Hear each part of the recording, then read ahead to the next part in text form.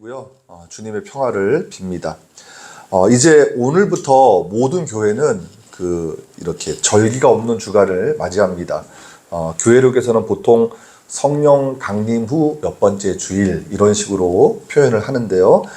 기간은 이제 대림절 전주까지 그 직전 주까지 총 24주간입니다. 이 기간을 일상주간이라고도 부릅니다. 일상주간. 그래서 어떤 특별한 사건보다는 우리의 일상 속의 신앙을 돌아보고 점검하는 시간이라고 보시면 되겠습니다. 그래서 이 일상주간의 첫 번째 주일을 삼위일체 주일로 지키고, 그리고 일상주간의 마지막 주일을 하나님 나라 주일 혹은 왕국 주일 이렇게 지킵니다. 그래서 강단보의 색깔은 그 일상주간의 첫 번째 주와 마지막 주에는 흰색, 그리고 나머지 주간은 초록색이 걸립니다. 그래서 우리가 일상주간의 마지막 주는 그 대전에서 목회하시는 그 김종원 목사님이라는 분이 오셔서 이제 설교를 해주실 텐데요. 저도 많이 기대가 됩니다. 그래서 이 일상주간에 더 큰 하나님의 은혜, 우리 일상 속에서 하나님의 은혜를 체험하는 그런 시간이 되기를 주님의 이름으로 축복합니다. 우리가 지난주에 이제 성령 강림 사건의 말씀을 나누었습니다. 부활하신 주님께서 제자들을 향해서 예루살렘을 떠나지 말고 내게서 들은 바 아버지께서 약속하신 것을 기다리라.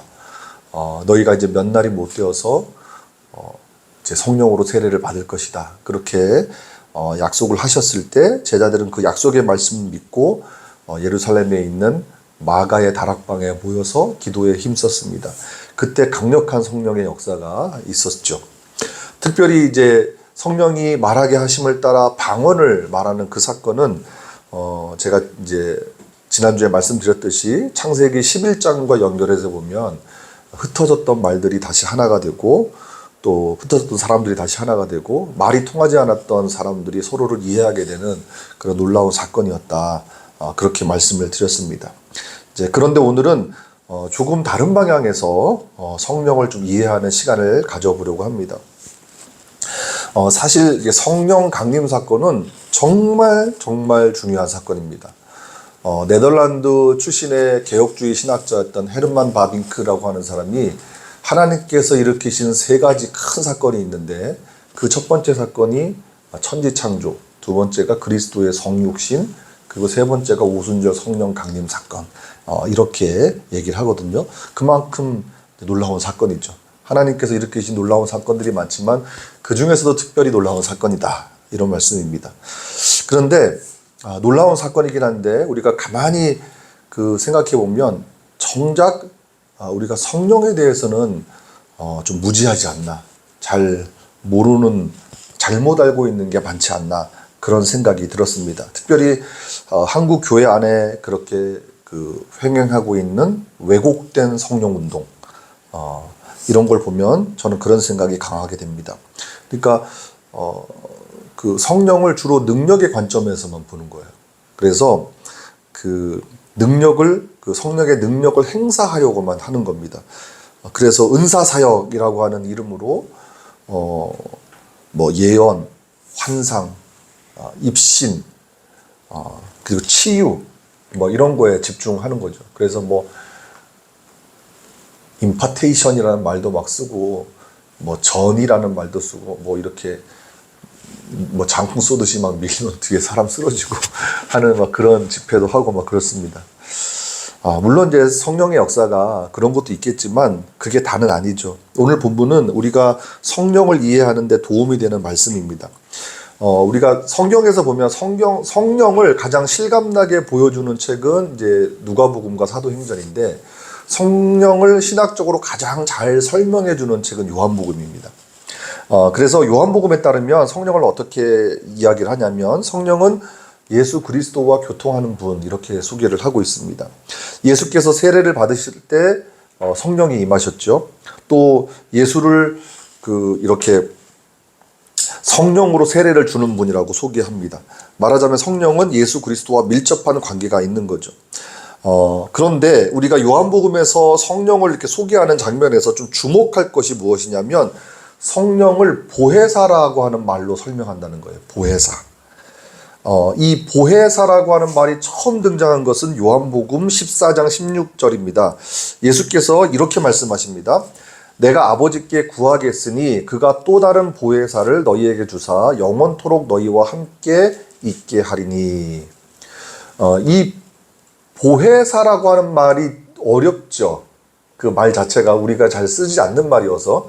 근데 이 보혜사라고 하는 말은 헬라어 파라클레토스라고 하는 말을 이렇게 보혜사로 번역한 거예요. 파라클레토스. 파라클레토스라고 하는 말은 파라는 이제 곁에, 옆에 뭐 이런 뜻이에요. 그리고 이제 칼레오라고 하는 단어를 이렇게 좀 변형시켜서 쓴 건데 그거는 이제 도움을 주는 이런 뜻입니다. 이제 불려온, 정확하게는 또 불려온 사람이에요. 그러니까 도움을 주기 위해서 불려온, 옆으로 불려온 사람 이렇게 직역하면 그런데 그러니까 누군가를 그 옆에서 지도하고 또 격려하고 도와주는 사람을 지칭하는 그런 용어입니다. 그래서 이 파라클레토스를 이제 번역하기 나름인데 변호사라고 번역하기도 해요. 변호사. 그리고 보호자로 번역하기도 하고 중보자로 번역하기도 하고 특별히 영어 성경을 보시면 그렇게 다양하게 번역이 됐어요. 지금 제가 정확하게 지금 기억이 안 나는데 킹제임스 버전은 아마 위로자처럼 번역을 했고요. 그 다음에 ESV 영어 성경은 헬퍼라고 번역을 했어요. 그리고 NIV 성경은 아마 변호사, advocate로 번역을 했을 겁니다. 그렇게 이제 다양하게 번역될 수 있는데 이제 우리말 성경은 이거를 은혜로 보호하시는 선생님이란 뜻의 보혜사라고 한 거예요. 그러니까 보혜사는 은혜로 보호하시는 선생님 이런 뜻이에요. 그래서 이제 보혜사로 번역을 했는데 이제 그런데 성경을 보니까 예수님께서 그 성령을 그냥 보혜사라고 하지 않고 또 다른 보혜사라고 하셨어요. 또 다른 보혜사. 이건 무슨 의미일까요? 이 말씀은 예수님이 이미 보호하시는, 은혜로 보호하시는 선생님의 역할, 그 보혜사의 역할을 하셨고 이제 예수님이 떠나면 예수님이 하셨던 것처럼 성령께서 우리를 가르쳐 주시고 격려해 주시고 도와주신다는 얘기입니다. 그래서 그냥 보혜사라고 하지 않고 또 다른 보혜사 이렇게 말씀하신 거예요. 제가 자주 말씀드렸지만 김기성 목사님 워낙 좋아해서 제가 그분 책을 많이 보는데 그분 책에 보니까 이 보혜사를 이 성령께서는 시간과 공간의 그 제약을 받지 않는 예수님의 현존이다 이렇게 설명을 하시더라고요. 예수님의 현존. 정말 그렇죠. 예수님이 육체로 계실 때는 시공의 제약을 받을 수밖에 없습니다. 육신의 몸을 입고 계시기 때문에 우리가 지금 우리 곁에 예수님을 만질 수 없고 예수님을 볼 수 없잖아요. 하지만 예수님이 죽으시고 부활하신 후에는 시공의 제약을 받지 않고 우리를 도우실 수 있게 되었는데 왜냐하면 우리 눈에 보이지 않지만 또 다른 보혜사인 성령께서 늘 우리 곁에 계시면서 보혜사였던 주님의 역할을 감당하시기 때문입니다. 그래서 오늘 본문 7절에 보니까 뭐라고 말씀하시죠? 내가 떠나는 것이 너희에게 유익이라. 예수님이 떠나지 않으셨을 때는 그 예수님이 늘 제자들 곁에 계셔야만 했어요. 제자들이 다른 일로 해서 예수님과 떨어질 일이 혹시 생기면 예수님이 옆에서 도와주실 수 없는데 내가 이제 너희를 완전히 떠나면 또 다른 보혜사가 너희를 도울 수 있다. 이런 말씀이죠. 그래서 요한복음 14장 18절에도 보면 내가 너희를 고아와 같이 버려두지 아니하고 너희에게 오리라 이렇게 말씀하시는데 같은 맥락의 말씀입니다. 그래서 요한복음 이제 16장 17장 15 이것은 이제 예수님 십자가 못 박히시기 전에 그 이제 고별 담화를 하는 거잖아요. 그런 내용이라고 보시면 됩니다. 그렇다면 성령은 과연 우리를 어떻게 가르치시고 또 어떻게 도우실까? 우리가 이것을 좀 제대로 공부하려면 신학대학에서 적어도 한 학기 정도 강의를 들어야 하겠지만 오늘 주어진 본문을 통해서만 잠깐 살펴보겠습니다. 우선 8절 말씀을 다시 한번 좀 읽어볼까요? 8절 같이 읽겠습니다. 시작. 그가 와서 죄에 대하여 의에 대하여 심판에 대하여 세상을 책망하시리라. 아멘. 여러분 우리가 좀 정말 잘못 알고 있는 게 뭐냐면 성령을 어떻게 이해하냐면 성령을 우리의 막 감정을 고양시키는 분으로만 이해하는 경우가 있어요. 뭐 찬양을 드리고 예배를 드리고 어떤 집회에 가서 막 마음이 막 뜨거워지면 야, 이 성령께서 역사하셨다. 이렇게 그렇게만 생각하는 경향이 있다는 거예요. 물론 성령께서 그 일을 하시긴 하지만 성령은 사실은 단순히 우리의 감정만을 고양시키는 분이 절대로 아닙니다. 물론 마음이 뜨거워지는 영적인 체험에 성령의 역할이 있겠지만 성령은 무엇보다도 우리를 바로잡아 주시는 분이세요. 말씀으로 우리를 돌아가게 하시고 우리가 말씀을 벗어나 있으면 성령께서 우리를 하여금 말씀으로 돌아가게 하시고 예수님의 삶을 따르게 하시는 거예요. 그래서 예수 책망하시는 겁니다. 자, 우선 죄에 대해서, 의에 대해서, 심판에 대하여 세상을 책망하시리라 그랬는데 우선 죄에 대해서 생각해 보겠습니다. 여러분, 죄가 무엇입니까? 죄. 성경에서 말하는 죄는 어떤 양심이나 어떤 도의에서 벗어난 개념이 아니에요. 그리고 어떤 법을 어겼다고 해서 죄라고 말하지도 않아요. 어떤 행위나 불법 행위나 도리에서 벗어난 나쁜 짓을 말하는 게 죄가 아니에요. 그러니까 그것도 죄일 수 있지만 그거는 죄를 너무 협소하게 보는 겁니다. 신약 성경에서 죄라고 하는 말에 해당하는 헬라어가 하마르티아인데 이 말을 그냥 직역하면 관역에서 벗어났다는 뜻이에요. 우리가 이제 양궁 같은 거 보면 이제 관역이 있지 않습니까? 근데 그 관역에 들어가야 점수가 나는 거죠. 관역에서 벗어나면 점수를 낼 수가 없죠. 근데 성경에서 이 죄를 이렇게 표현한다는 거예요. 그러니까 그 관역이 뭐냐? 하나님이에요. 하나님을 중심에 두지 않고 그 하나님에서 벗어나는 걸 다 죄라고 본다는 거예요. 그래서 요한복음은 특히 오늘 우리가 읽은 본문 요한복음에서는 그것을 콕 집어서 뭐라고 얘기합니까? 예수 그리스도를 믿지 않는 것을 죄로 규정합니다. 여러분 구절을 한번 보세요. 구절을 보니까 죄에 대하여라 하면 그들이 나를 믿지 아니하며 이렇게 말씀합니다. 예수님이. 말하자면 성령께서 한 사람의 인생 가운데 오시면 죄가 무엇인지 똑똑히 알려주신다는 겁니다. 이제껏 우리가 알고 있던 죄의 개념이 아니라 예수 그리스도를 믿지 않는 것이 죄라는 것을 분명하게 깨우쳐 주신다는 거예요. 성령께서. 그래서 여러분 우리가 예수님을 나의 주님이라고 고백하는 것은 이건 분명한 성령의 역사입니다. 그래서 고린도전서 12장 3절에서 바울이 뭐라고 합니까? 성령으로 아니하고는 누구든지 예수를 주라고 할 수 없다고 했어요. 우리가 예수님을 나의 주님이라고 고백하잖아요. 그건 성령께서 하신 일이에요. 우리가 이제 나의 주님 이렇게 막 지식적으로 뭐 이해가 돼서 한 게 아니라 성령께서 그렇게 하셨다는 거예요. 그래서 성령은 우리로 하여금 예수님을 믿지 않는 것이 죄라는 것을 깨닫게 하시고 결국 나의 주님이라고 고백하게 하는 분이시라는 거예요. 아직 예수님을 인격적으로 만나지 못한 분들은 예수님을 나의 주님이라고 할 수 없죠. 그래서 그렇게 우리가 교회에서 가르치고 설명하고 아무리 이야기를 해도 이게 되질 않는 거예요.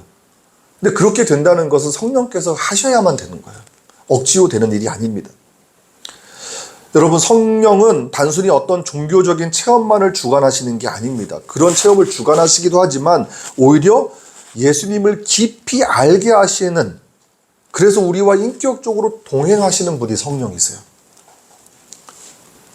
예수님께서 가르쳐 주신 삶이 결국 우리 삶의 목표가 되고 예수님께서 죽음을 통해서 열어놓으신 그 길이 영생에 이르는 길임을 깨닫게 하신다는 겁니다. 성령께서는 우리가 그 길을 거부할 때 죄가 된다는 것을 깨우쳐 주신다는 거예요. 그래서 이거 뭐 제 얘기는 아닌데 그 백석대학에서 신학을 가르치셨던 류호중 교수님이라는 분이 그래서 이렇게 말씀하시더라고요. 그래서 우리가 전도를 할 때 당신은 죄인입니다 라고 굳이 말할 필요가 없다는 거예요. 왜냐하면 그거는 성령께서 하시는 일이지 우리가 아무리 논리적으로 제대로 설명한다고 해도 인정 안 한다는 거예요. 그냥 예수님만 전하래요. 그러면 내가 예수님 믿지 않는 것이 죄였구나, 내가 죄인이구나, 이렇게 깨닫게 하시는 것은 성령이 하시는 일이라는 거예요. 그래서 우리는 예수님을 전하면서 성령께서 일하실 수 있도록 기도하는 거죠.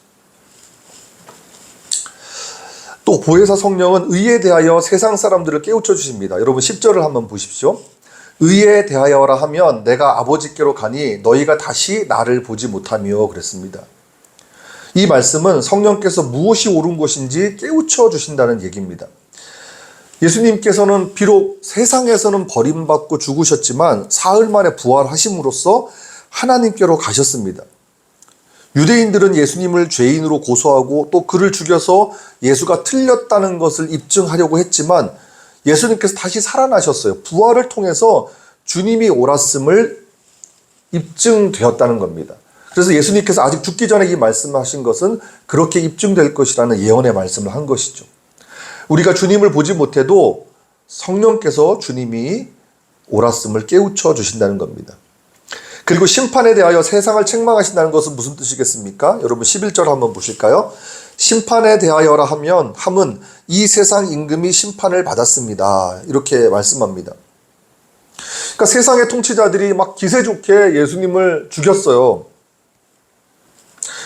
예수님에게 죽음을 선고하고 집행을 했지만 그것은 결국 자기 발등을 찍는 행위였음을 드러내시겠다는 겁니다. 예수께서 고난을 받으시고 죽으신 것은 세상의 승리로 끝나는 것처럼 보였을지 모릅니다. 하지만 성령을 통해서 예수님은 여전히 우리와 함께 하십니다. 그리고 예수님께서는 죽음에서 이기셨습니다. 그러므로 예수를 죽인 세상의 통치자들은 심판을 받은 것이죠. 자, 정리하면 이렇습니다. 성령께서는 우리가 잘못 알고 있던 것을 가르쳐 주시고 바로잡아 주시는데 특별히 죄에 대해서, 의에 대해서, 그리고 심판에 대해서 우리를 깨우쳐 주신다는 거예요. 이게 이제 성령께서 우리에게 하시는 일입니다. 다시 말해서 성령은 예수를 믿지 않는 것이 죄라는 것을 깨닫게 하시고 세상의 의가 아니라 하나님의 의가 무엇인지 알게 하시고 또 세상을 향한 하나님의 심판을 깨닫게 하신다는 얘기입니다. 바로 이 깨달음을 통해서 우리 삶의 방향을 돌리시는 분이 바로 성령이시라는 거예요.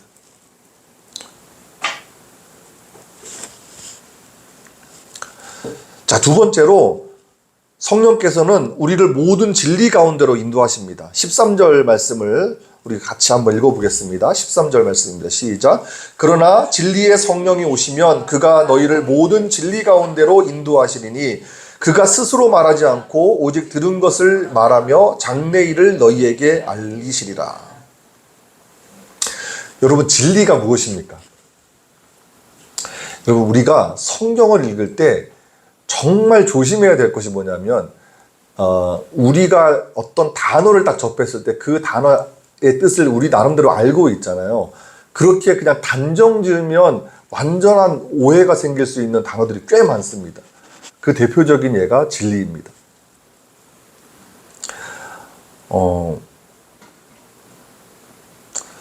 죄의 개념도 사실 그렇지만 진리라는 말도 일반적으로 통용되는 의미와는 좀 다릅니다.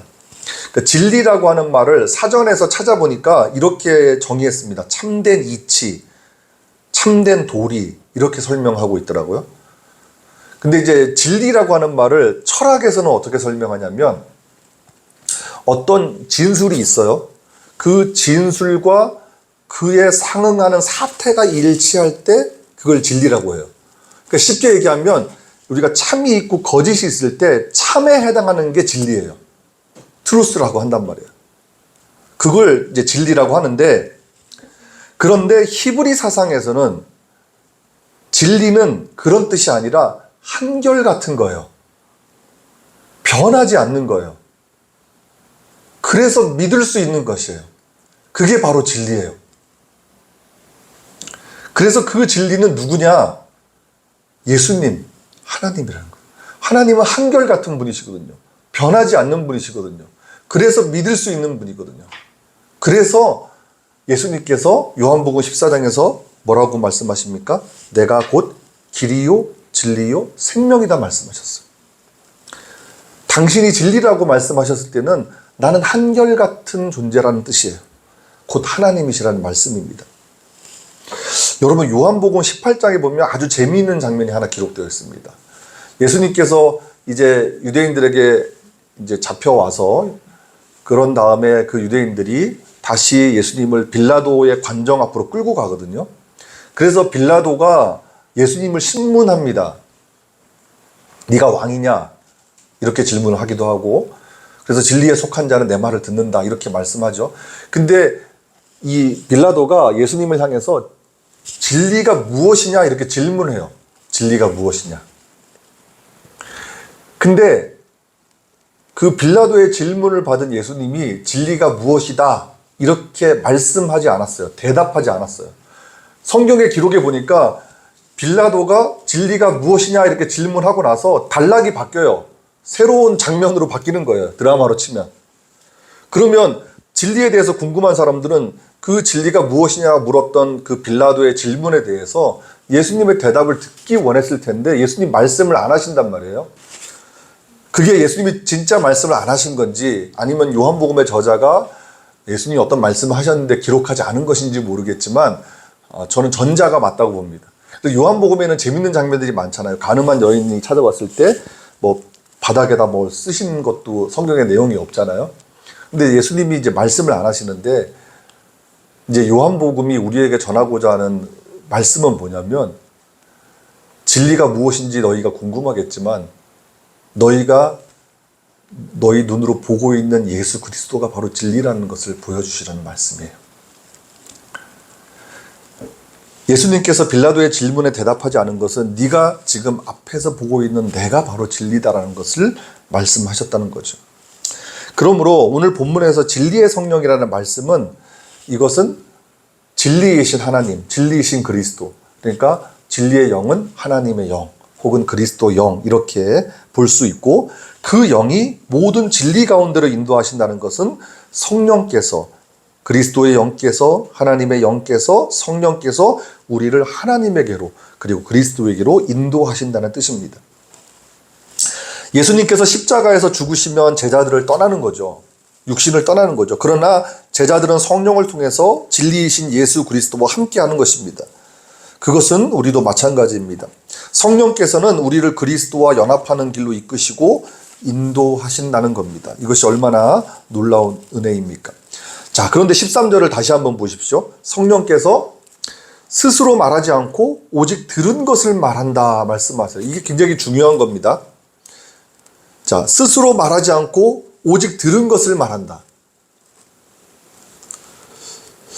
그 요한복음에 보면 특히 요한복음에 그런 말씀이 많이 나오는데 예수님께서 들은 것만을 말씀하신다는 그 예수님의 진술이 되게 많아요. 자의로 말하지 않는다. 나는 하나님께서 내게 말씀하신 것을 너희들에게 말한다 라고 얘기해요. 근데 성령께서도 하나님에게서 받은 것, 예수에게서 알게 된 것만을 말씀하실 것이라는 얘기입니다. 이게 정말 중요한 메시지입니다. 성령께서 자의로 말하지 않고 들은 것만을 말한다는 점을 강조한 것은 성령께서 이제 새로운 계시를 수반하지 않는다, 새로운 계시를 주지 않는다는 의미입니다. 그래서 여러분 소위 은사 받았다라고 하는 분들이 성령께서 저에게 이렇게 말씀하셨습니다 라고 하는 것 경계해야 돼요. 저는 경계 정도가 아니라 그냥 믿음이 안 갑니다. 솔직히 말씀드리면. 그래서 그 성령의 은사라고 하는 것도 철저하게 이미 계시된 성경 안에서 우리가 해석될 수 있을 때에만 받아들일 수 있는 거예요. 그렇습니다. 성경에 없는 말을 하면서 성령께서 이렇게 말씀하신다. 이 재밌는 에피소드인데 제가 예전에 부교육자로 사역할 때 이 기도회가 있었는데 어떤 자매가 기도를 이렇게 하는데 저도 이제 이제 사역자다 보니까 이제 준비할 것들이 좀 많아가지고 왔다 갔다 많이 하게 됐는데 기도를 하는데 이제 참 죄송한 표현입니다만 이렇게 계속 혀를 막 계속 내밀면서 기도를 하는 거예요. 어떤 자매가 혀를 굉장히 많이 반복적으로 막 내밀면서 기도를 하는데 방언을 하고 막 이러더라고요. 그래서 이제 그걸 누구한테도 얘기할 수 없으니까 우리 같이 동료 사역자랑 같이 이야기하다가 내가 이런 모습 봤는데 조금 놀랬다 그렇게 얘기를 하니까 이분이 이제 해석을 하는 거예요. 그거는 이제 뱀이다라는 거예요. 뱀. 그래서 뱀의 역사다 이러는 거예요. 그래서 그게 성경에 어디에 그런 게 있냐 그랬더니 자기 나름대로 막 설명을 하더라고요. 근데 저는 이제 무시했죠. 그냥 이게 좀 기도하는 습관이 좀 잘못됐구나 그냥 이렇게 생각을 했는데, 뭐 그런 모습 보면서 소위 이제 은사 받았다는 분들이 거기에 자기의 해석을 막 붙여가지고 한 사람을 그렇게 막 단정짓고 그렇게 하는 모습들이 있는데 잘못된 거죠. 자, 그리고 여러분 13절을 계속 보시면 이 장래일을 너희에게 알리시리라는 말씀이 있죠. 장래일을 너희에게 알리시리라. 이 말씀 무슨 뜻일까? 이걸 문자 그대로 우리가 읽으면 뭔가 이제 성령께서는 우리가 앞으로 일어날 일들을 알게 하신다는 그런 의미 같잖아요. 그런데 제가 주석을 보니까 이제 하나만 본 게 아니라 요한복음 관련 주석들을 다 찾아봤어요. 이 궁금해서. 근데 그렇게 설명한 건 하나도 없더라고요. 여기서 장래일이라는 것은 새로운 계시의 약속이 아니라 장차 발생할 새로운 상황을 말씀하는 거예요. 그래서 제자들이 지금은 예수님과 함께 있지만 이제 곧 예수님이 떠나면 완전히 새로운 상황을 맞이하는 거잖아요. 제자들 입장에서는. 그때 성령께서 예수님이 우리에게 주신 말씀을 깨닫게 하고 이해하도록 이끌어 주신다는 의미라는 거예요. 예수님이 옆에 계실 때는 어떤 상황을 맞이해도 예수님이 계시니까 문제를 풀어갈 수 있어요. 근데 예수님이 안 계시면 어떻게 해야 될지를 모르잖아요. 보고 듣고 배운 것은 있을지 모르겠지만 못할 수 있어요. 그런데 성령께서 그 새로운 상황에서 그렇게 풀어가실 수 있도록, 그 문제를 해결하실 수 있도록 이끌어 주시고 도와주신다는 거예요. 그래서 우리가 기도할 때 성령님의 인도하심, 성령님의 지도하심을 그렇게 간구해야 되는 거예요.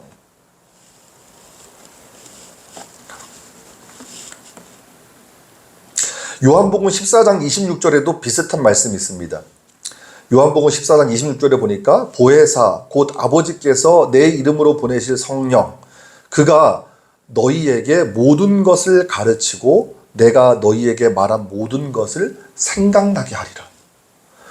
그러니까 예수님께서 하신 말씀들을 이런 상황에서 두려워하지 말고 하나님 말씀 의지해야 되는 그런 말씀들을 성령께서 생각나게 하시고 성령께서 바른 길로 이끌어 가신다는 거예요. 그러므로 우리가 할 일은 미래에 어떤 일이 있을지를 궁금해하는 것이 아니라 성령을 통해서 진리이신 그리스도와 함께하고 그분과 연합하는 것을 사모하고 꿈꿔야 된다는 거예요. 또 새로운 상황을 두려워하지 말고 성령을 통해서 주님이 말씀하신 것이 어떤 의미인지 깨달아가는 것입니다. 자, 14절을 보십시오. 그가 내 영광을 나타내리니, 그는 여기서 성령입니다. 내 것을 가지고 너희에게 알리시겠습니다. 그러니까 성령은 결코 사람을 드러내게 하지 않습니다. 성령께서는 오직 그리스도만 높이십니다. 오직 그분의 영광만 나타내십니다. 그리고 새로운 것을 알리시는 것이 아니라 주님께서 우리에게 말씀하신 것을 알려주신다는 거예요. 이것이 바로 성령의 역사입니다. 여러분, 성경이 말하고자 하는 것의 중심에는 누가 있습니까? 예수 그리스도가 있습니다. 마찬가지로 성령도 역시 예수 그리스도께 속한 것을 우리에게 알려주심으로써 그분의 영광을 드러내게 하신다는 거예요. 그래서 그 성령 운동 하는 것은 하는 분들이 있습니다만 그런 분들을 무턱대고 추종하시면 안 됩니다. 그런 분들이 많아요. 실제로 지금 뭐 유튜브 같은 데 보면은 이게 돈벌이가 돼서 그러는 것 같아요. 그러니까 본인을 이제 정식으로 신학 공부도 하지 않고 뭐 목사 전도사도 아닌데 그 뭐 해외 이렇게 집회하고 이렇게 사람 쓰러뜨리고 뭐 이런 예언하고 하는 이런 유튜브 채널들이 되게 많더라고요. 그 보면은 뭐 어떤 사람은 자기 스스로를 예언자라고 하기도 하고 어떤 사람은 뭐 스스로 사도라고 부르기도 하고 뭐 근데 구독자도 어마어마하게 많고요. 그리고 뭐 해외에 이렇게 집회하는 영상을 제가 몇 개 봤는데 젊은 아주 한 20대로 보이는 젊은 사람인데도 그렇게 나가는데 뭐 전 세계로 막 집회를 다니더라고요. 그래서 자기 은사자라고 하는데 제가 볼 때는 좀 심각해 보였어요. 그런데 미혹되면 절대 안 된다는 거예요. 그 자기 하나님이 드러나고 예수 그리스도가 드러나야 되는데 자기 자신이 드러나고 그런 모습들을 제가 보았습니다. 이제 말씀을 한번 정리하겠습니다. 저는 오늘 성령이 하시는 일을 두 가지로 말씀드렸습니다. 정리하면 이렇습니다. 하나는 성령께서 우리가 잘못 알고 있던 것을 바로잡아 주신다는 사실입니다. 특별히 죄에 대해서, 의에 대해서, 심판에 대해서 우리의 잘못된 생각과 개념을 바로잡아 주시는 겁니다. 그리고 또 하나는 성령께서 우리를 모든 진리 가운데로, 다시 말하면 곧 예수 그리스도에게로 인도하신다는 거예요. 성령이 우리에게 알려주는 것은 다름 아닌 그리스도의 뜻이고 아버지 하나님의 뜻이란 얘기입니다. 이것이 성령께서 우리에게 하시는 일입니다. 그러므로 성령 강림은 우리가 능력을 받는 사건이 아니라 하나님의 뜻이 우리 안에서 이루어지는 사건이에요. 성령의 충만함이란 성령의 힘을 빌려서 우리의 목적을 완성하는 것이 아니라 성령의 인도를 받아서 예수 그리스도의 사람으로 변화되는 것이 성령의 역사예요. 성경에 등장하는 믿음의 사람들을 여러분 보십시오. 그들 중에 성령을 받아서 자신의 목적을 이루었다고 하는 사람이 있습니까? 없습니다. 아무도 없습니다. 성령을 받아서 자신을 돌이키고 주님을 따라 살아갔던 사람들이죠. 우리가 바로 그런 사람이 되어야 하지 않겠습니까? 이제 우리 모두 진정한 성령의 사람이 되기를 주님의 이름으로 축복합니다. 네, 기도하겠습니다.